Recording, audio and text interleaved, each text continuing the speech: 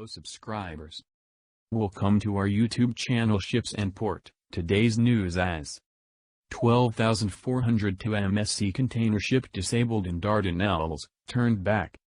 New-Panamax container ship MSC MARIA SAVERIA suffered mechanical failure while entering Dardanelles from Aegean Sea in the morning Jan 31, being en route from Saudi Arabia to Turkey's Marmara seaport. Dardanelles Traffic Control Center deployed 2 tugs to take ship under control. By 1,200 UTC she probably, partially restored power, but she was not allowed to continue transit, and as of 1,230 UTC she was moving back to Aegean Sea, to anchorage, escorted by 2 tugs.